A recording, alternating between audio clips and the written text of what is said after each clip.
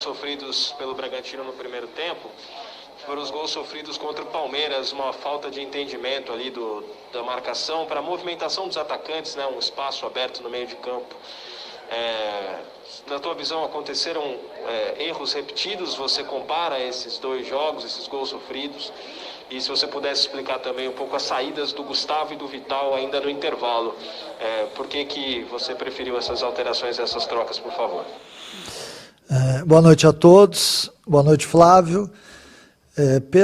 Pelas substituições, a intenção era exatamente voltar mais agressivo, voltar com um pouquinho mais de jogadores com mais força em campo, porque o que eu vi no primeiro tempo foi a equipe do Red Bull nos surpreendendo, adiantando a marcação, e num desses lances a gente acabou errando a saída de bola e tomou o gol. Então, é semelhante ao que aconteceu no jogo do Palmeiras, mas eu acho que hoje de uma maneira diferente, né? Hoje o jogo teve uma característica diferente. Nós sabíamos que íamos enfrentar uma equipe que vem muito encaixada nos últimos jogos, que tem jogadores leves, rápidos, né? Então essa maneira de jogar fez com que a nossa estratégia para o jogo fosse neutralizar algumas peças e tentar, através da velocidade, equilibrar o jogo, né? Mas isso não foi possível no primeiro tempo. Por isso a entrada do Otero e do Léo Natel, para que a gente tivesse um pouquinho mais de corpo, um pouco mais de força física para tentar chegar à linha de fundo. De uma maneira geral, nós sabemos aonde nós erramos. Faltou concentração no começo do jogo, faltou uma leitura de jogo mais adequada para aquele momento do jogo, onde todos os atletas ainda tinham, no aspecto físico, muito a desenvolver na partida. Então nós tínhamos que entender isso, e numa saída de bola a gente toma o gol aos 2 minutos, e aí você tem que se abrir mais, você tem que marcar mais adiantado. Então, até mesmo no que se diz respeito à marcação da nossa equipe, ela foi muito prejudicada em função de nós termos que adiantar o Jô e o Casares para que a gente fizesse uma marcação mais alta, e essa bola passou a entrar com maior facilidade no meio-campo, tornando a equipe muitas vezes instável na marcação. Mancini, boa noite. Rodrigo Vessone, do portal Meu Timão. Deu para perceber desde o primeiro minuto que o adversário estava melhor distribuído taticamente. O Corinthians parecia correr na ladeira o tempo inteiro. Eu queria saber se faltou um pouco de repertório para o time e para você como treinador do time, para tentar fazer algo diferente. Talvez uma mudança, mais um volante, preencher o meio de campo, tirar a referência, 2 meias, enfim. Você acha que faltou repertório tanto do time quanto da sua parte para tentar mudar o panorama do jogo? Porque desde o primeiro minuto já dava para entender o que aconteceria até o final? Boa noite. Boa noite, Rodrigo. Olha, nós tentamos de todas as formas na segunda etapa, né? Mudamos a equipe, deixamos só um volante em campo, tentamos fazer com que atletas de maior velocidade fizessem parte do jogo, porque na minha ótica faltou um pouquinho de velocidade ao jogo.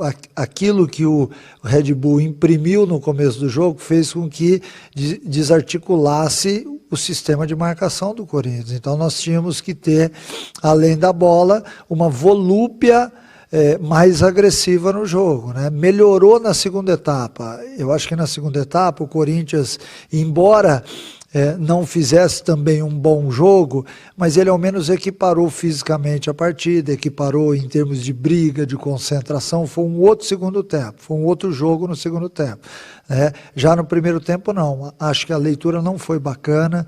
Em termos de repertório, faltou muita coisa ao Corinthians hoje, que todos nós sabemos. A gente está aqui reconhecendo que não foi bem a equipe hoje. A estratégia montada, ela logo aos 2 minutos, ela foi tendo que ser modificado em função de você tomar um gol muito cedo na partida, e isso faz com que você tenha que se expor.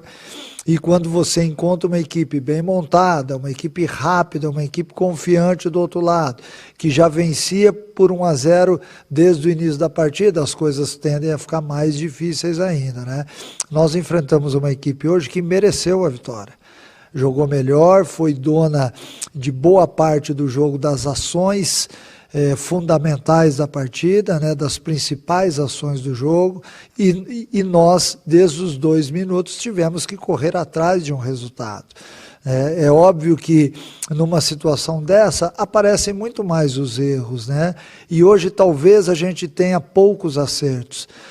O maior acerto ou o melhor acerto foi a gente equiparar na segunda etapa em termos de competitividade. A equipe voltou diferente, mas foi um Corinthians abaixo daquilo que todos nós sabemos que pode ser. Boa noite, Mancini. Rafael Tebas, da Jovem Pan. Mancini, você chegou no Corinthians com o objetivo de tirar o Corinthians da parte de baixo da tabela. E isso rapidamente aconteceu. O novo objetivo virou a classificação a Libertadores. Você está próximo disso, mas o resultado de hoje foi muito ruim. O Corinthians se distancia um pouco do G6. No entanto, o G6 pode virar G7, caso o Palmeiras conquiste a vaga na Libertadores da América.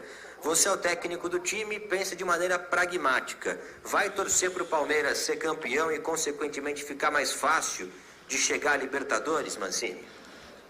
Boa noite, Rafael. Nós mudamos a meta, é verdade, até porque nós atingimos a primeira rapidamente, e agora é óbvio que a segunda é bem mais difícil, né? Porque você tem equipes que vêm bem no campeonato, que fazem parte deste grupo. Então não é simplesmente você achar que vai chegar, você tem que fazer por merecer isso.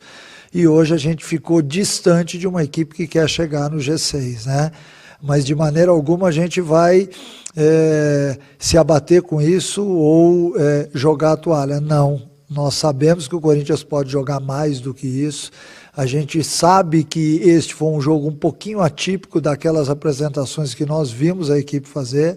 Então é hora dos ajustes, é hora de você reconhecer, aprender com os erros, para que a equipe possa melhorar e alcançar o segundo objetivo, né?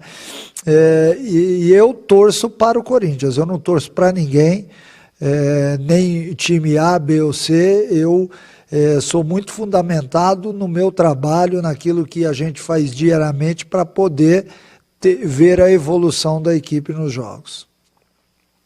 Sim, Gabriela Ribeiro, da TV Globo. Repito a pergunta que eu fiz na saída de campo para o Fábio Santos. Por que o Corinthians está oscilando nas últimas rodadas e o quanto essas oscilações atrapalham a ambição do time no Campeonato Brasileiro?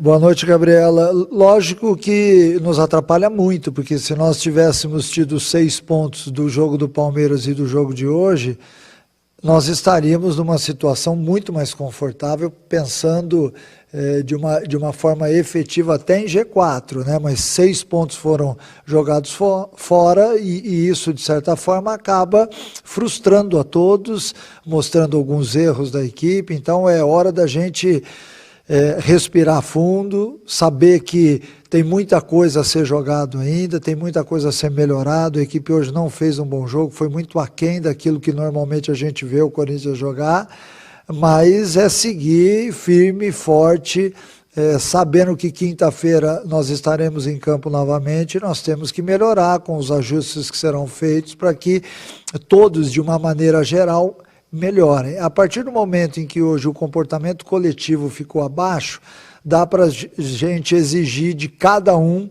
né, que faz parte daqueles que entram em campo, dos que estão como opção, do treinador, da comissão técnica, uma melhora rápida para que no jogo diante do Bahia a gente seja mais forte.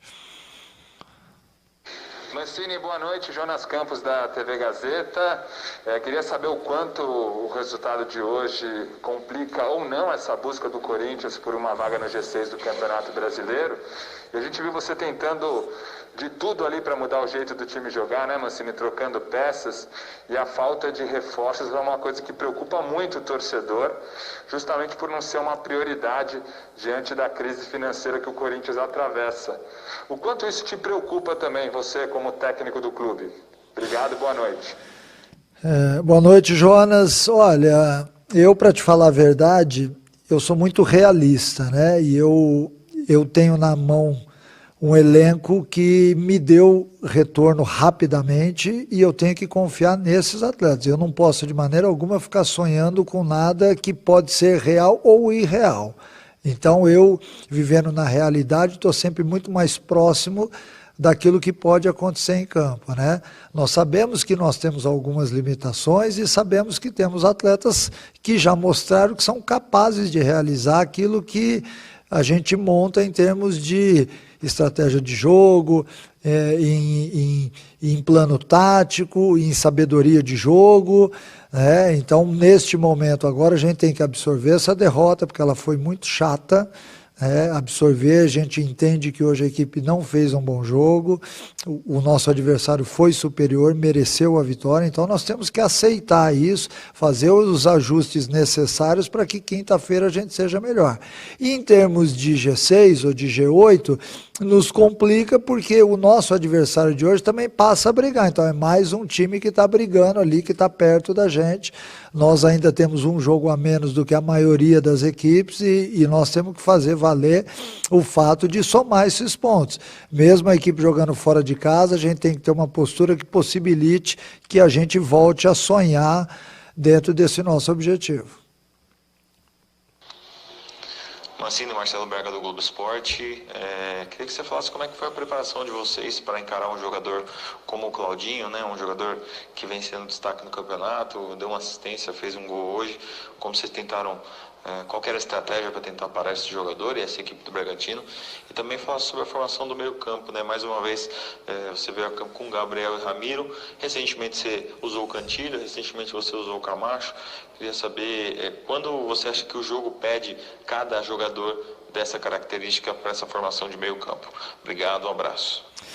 Marcelo, boa noite. Olha, a opção pelos volantes, ela vai muito dentro da estratégia, né? Nós sabíamos que hoje a gente ia enfrentar uma equipe extremamente veloz, de muita transição. O Red Bull tem uma equipe que chega muito bem no contra-ataque, que volta muito rápido também. Então, em todas as ações do jogo, nós sabíamos que nós teríamos que ter uma atividade física intensa na partida, né? O gol, logo aos 2 minutos, acabou atrapalhando isso, porque a estratégia, ela em tese, ela teve que ser mudada, porque nós tivemos que adiantar o Jô e o Casares para que fizessem uma marcação mais adiantada, e o quadrado central sofreu com isso, que são os atletas Jô, Casares, Ramiro e Gabriel. A partir do momento em que a gente teve que abrir um pouquinho esse quadrado, e ele passou a ser até um retângulo, você começa a tomar bola entre linhas toda hora, não só dos zagueiros do Red Bull, como dos meias que circulavam naquela área, né? Então isso acabou sendo determinante para que a gente tivesse dificuldades no jogo, né? E a estratégia em cima do adversário, do Claudinho e também do Arthur, porque o Arthur também é um atleta que vem muito bem na competição, era para que a gente não deixasse a bola chegar nesses jogadores e diminuísse. Por isso a opção de Gabriel e Ramiro, que tem um poder de marcação melhor do que Cantillo, do que Camacho, né? E foi a dupla que nos estabilizou como equipe vencedora naquela sequência de 4 jogos. Então eu tenho que ser o mais justo possível, eu tenho um leque de opções, mas eu não posso esquecer daquilo que os atletas fizeram naquela fase vencedora do Corinthians. Por isso a opção por eles. Mas depois do último jogo, você falou que a meta é conquistar 15 pontos até o final do campeonato para entrar no G6. Agora faltam 7 jogos, né? O Corinthians então precisa vencer 5 desses 7 precisa ter uma campanha praticamente de time campeão. E como fazer isso nesse momento em que a equipe está oscilando tanto? Boa noite, Fernando. Vencendo as partidas, né? Não tem outra maneira. Nós temos que ser realistas. O Corinthians tem que ganhar os jogos que faltam se ele quiser sonhar com a segunda etapa.